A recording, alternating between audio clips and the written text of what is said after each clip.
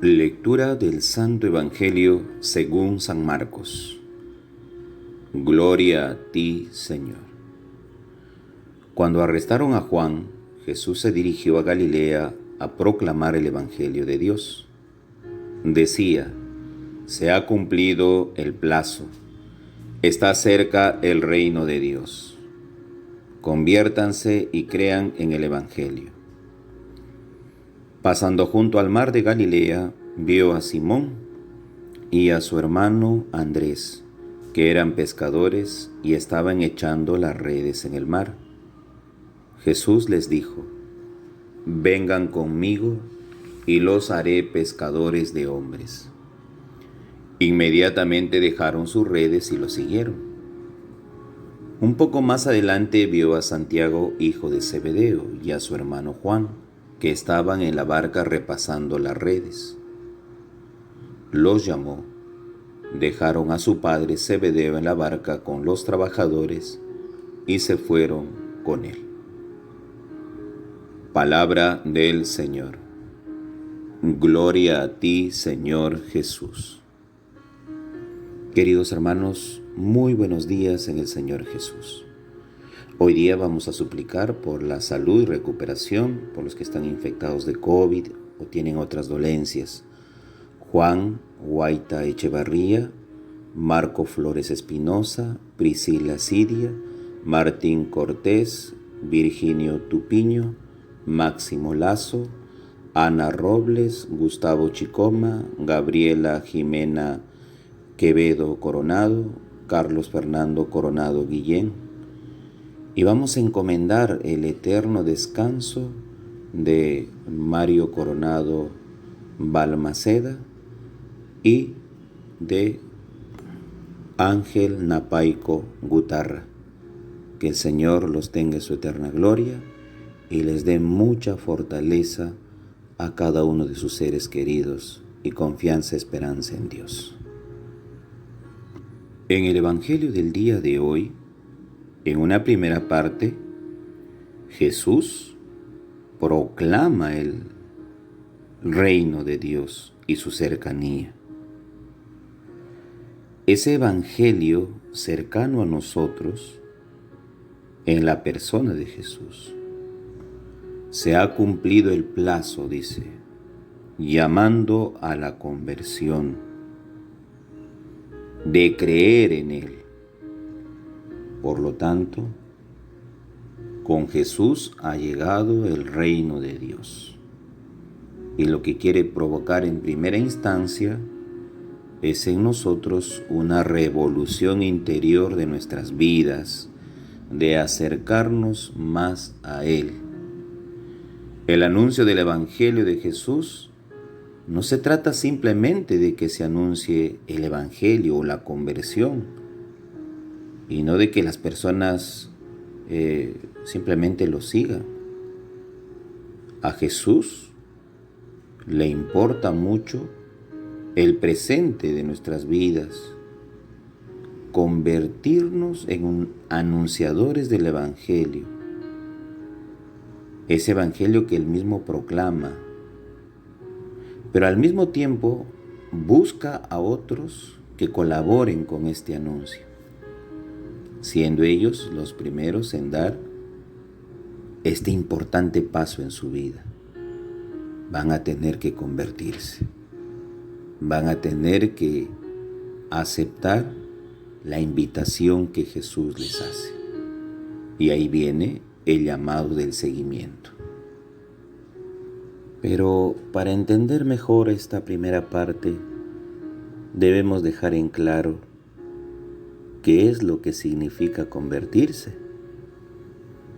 Pues la conversión nace ante todo como una respuesta de nosotros a un acontecimiento, a una noticia alegre que debería ensancharnos el corazón.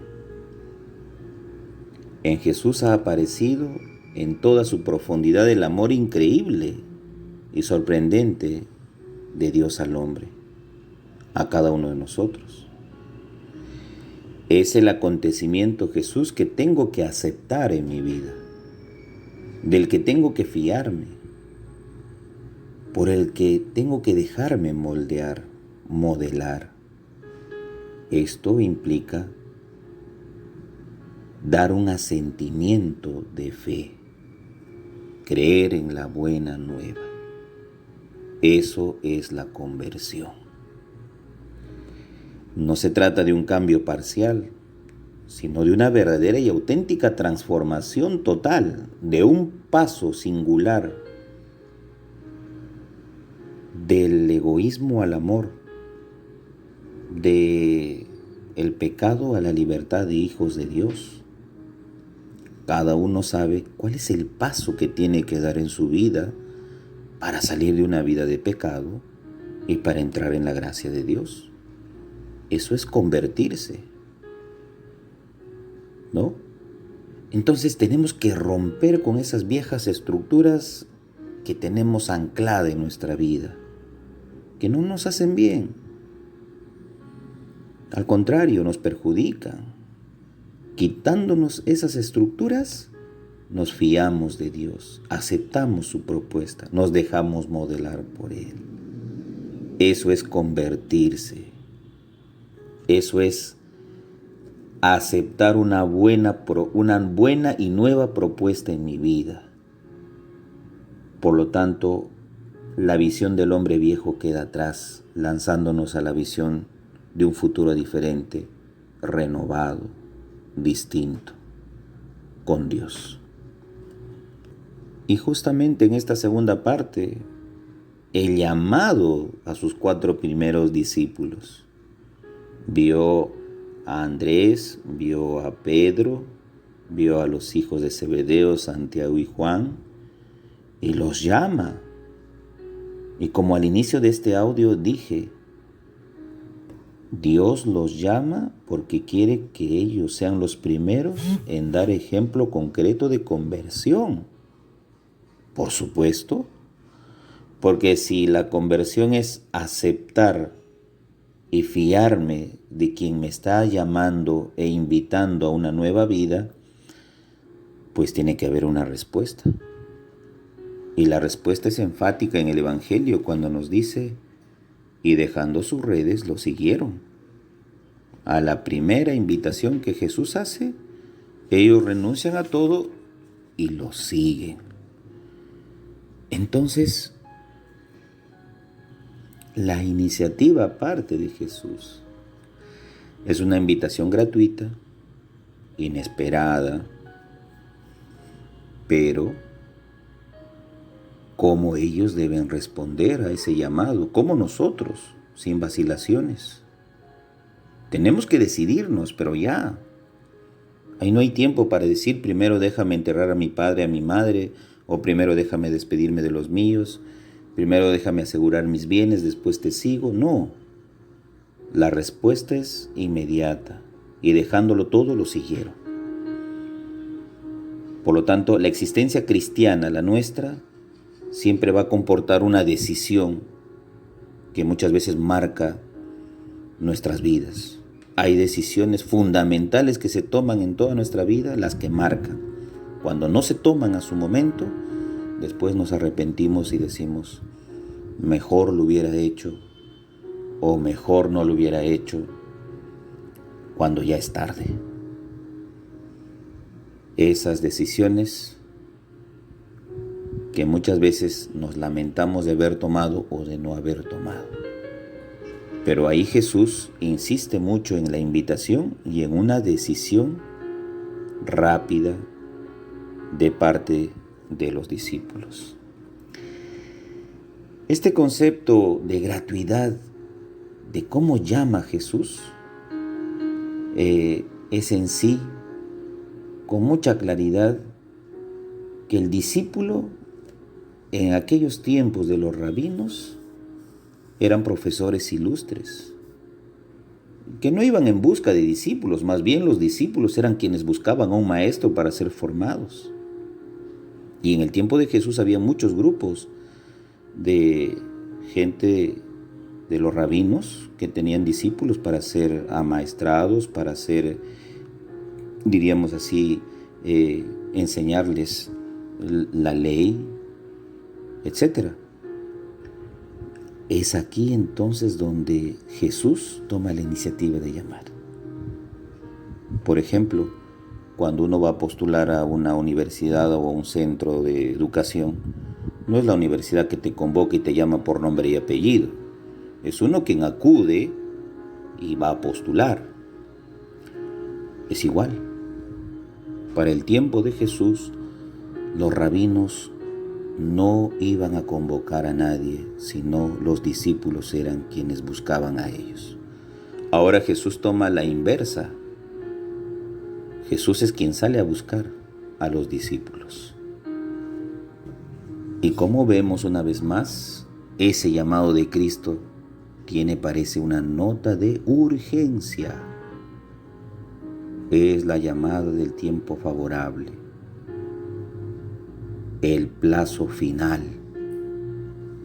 el tiempo instaurado y la novedad llegada a nosotros en la persona de Jesús. Por eso dice el Evangelio, se ha terminado el plazo.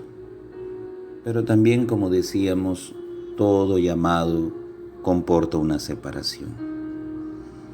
De todas formas, Jesús cuando los llama, no los quiere alejar de las redes, de su trabajo de la pesca, sino más bien quiere invitarlos a un trabajo más a fondo, con mucha más profundidad, con mucha agudeza.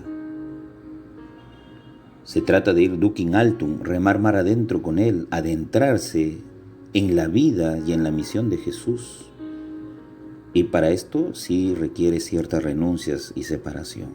No a mi trabajo, pero sí al hecho de dejar riquezas, abandonar el camino del dominio, del poder, abandonar esos caminos que realmente son de privilegio, a veces de mezquindades, de robo.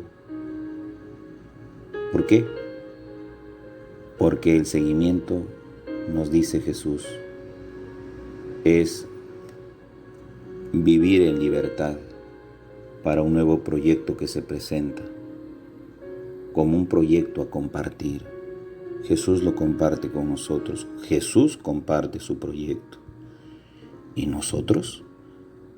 Tenemos que inscribirnos en ese proyecto. Todos estamos llamados a participar con Jesús. Y esto es lo más importante del seguimiento. Recorrer el camino con Jesús. Realizar sus gestos preferidos. ¿Y quiénes son? Pues amar a los que Jesús amó, a todos. Podría parecer un proyecto de muerte, porque al final eso es lo que termina el proyecto de Jesús en la cruz. Pero al final es un proyecto de vida. Podría parecer, sí, un proyecto imposible, pero es un proyecto posible porque hay milagros de Dios. Podría parecer un proyecto de algunos y de poquitos, pero después hay quienes se unen muchos a la misión. Podría parecer un proyecto de pecadores, lo es, porque Jesús convoca a seres humanos con flaquezas y debilidades. Pero se encuentra después con hombres que van a dar la vida por Él, después de haber experimentado el pecado, o la negación o la traición. Son hombres que se llenan de valor y se dirigen a hacer y a entregar su vida por la causa de Jesús. Podría parecer entonces un proyecto bastante ambicioso e imposible, pero no.